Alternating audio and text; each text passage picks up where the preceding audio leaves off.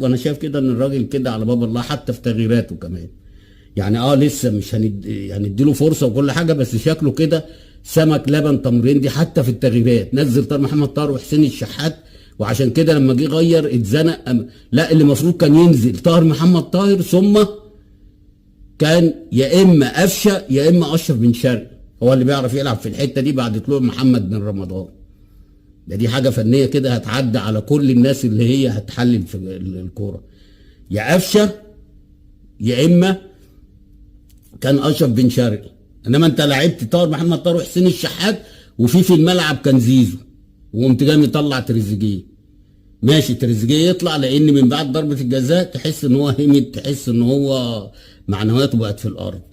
انما كان التغيير اللي يحصل بدل يا طاهر يا حسين الشحات كان هو قفشه، كان ينزل بدري. لما جه يغير بقى اتزنق، قام جاي يطلع طبعا بعد اصابه اسامه ابو علي، نزل جراديشار. وانا جراديشار ده اقسم بالله ما يقعد. وانا شايف كده ان الراجل كده على باب الله حتى في تغييراته كمان. يعني لسه مش هنديله فرصه وكل حاجه، بس شكله كده سمك لبن تمرين دي حتى في التغييرات. نزل طاهر محمد طاهر وحسين الشحات، وعشان كده لما جه غير اتزنق. لا، اللي المفروض كان ينزل طاهر محمد طاهر، ثم كان يا اما قفشه يا اما اشرف بن شرقي هو اللي بيعرف يلعب في الحته دي بعد طلوع محمد بن رمضان.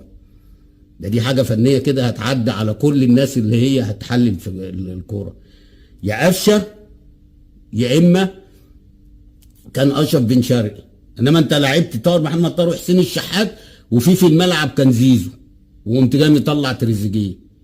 ماشي، تريزيجيه يطلع لان من بعد ضربه الجزاء تحس ان هو همد، تحس ان هو معنوياته بقت في الارض. انما كان التغيير اللي يحصل بدل يا طاهر يا حسين الشحات كان هو قفشه، كان ينزل بدري. لما جه يغير بقى اتزنق، قام جاي يطلع طبعا بعد اصابه اسامه ابو علي، نزل جراديشار. وانا جراديشار ده اقسم بالله ما